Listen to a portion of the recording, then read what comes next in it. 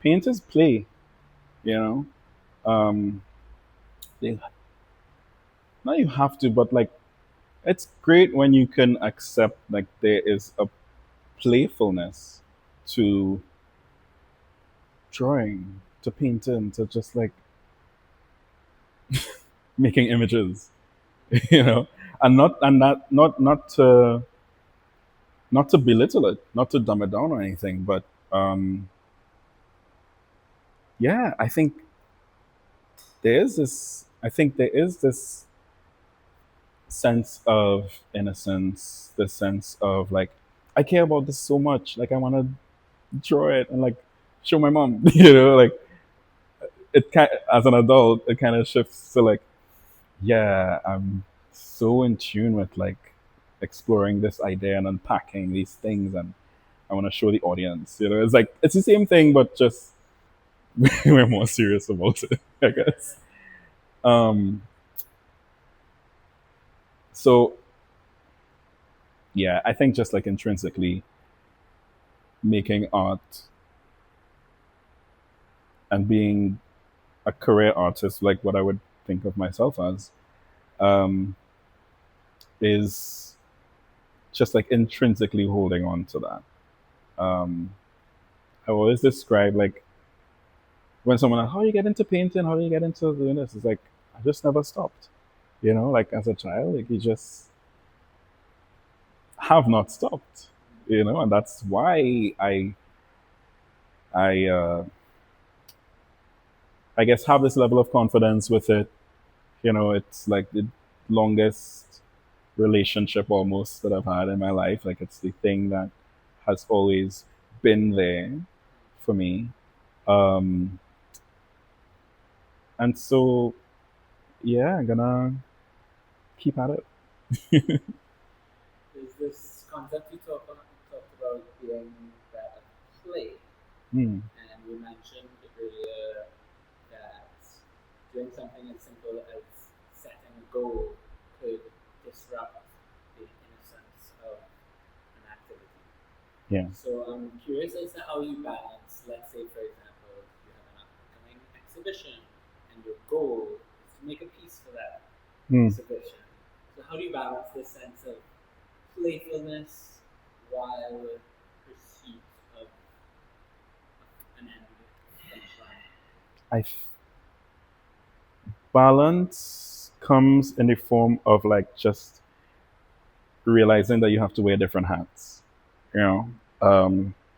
So, so I feel like for me, I've always had like this duality. Uh, so my degree was not in art; it was environmental management, and that took 4 years of my life. Okay, no. No.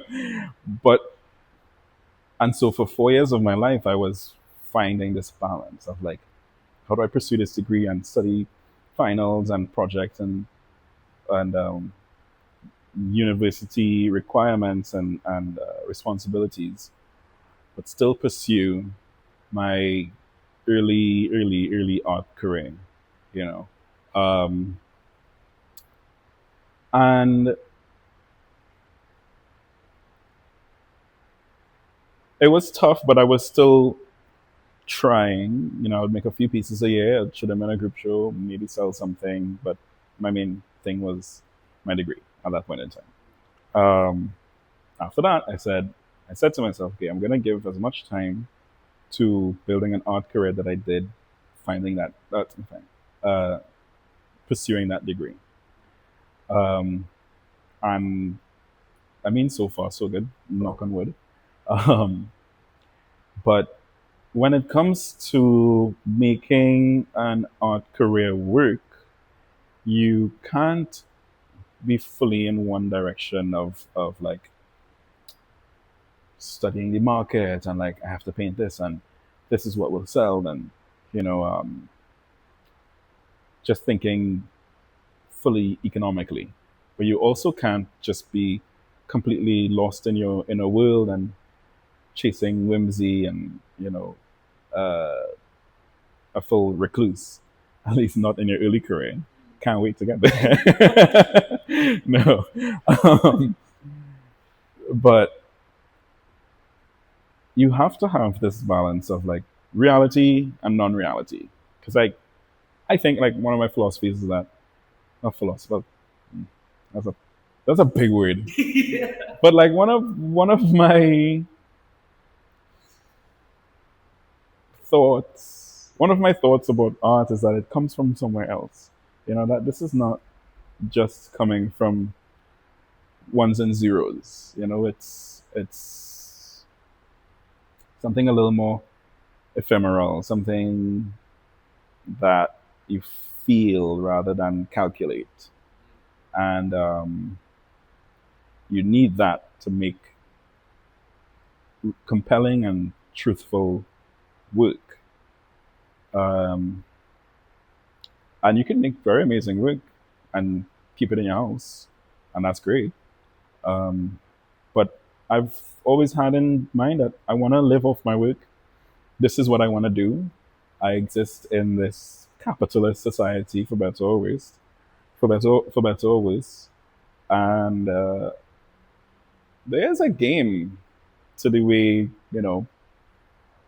society has been made uh, of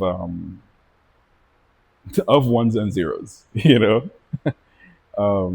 so it's just like being aware of your ecosystem, but then also being aware of your inner world and just like giving time to each. So when I sit down in front of the canvas, I'm there, you know.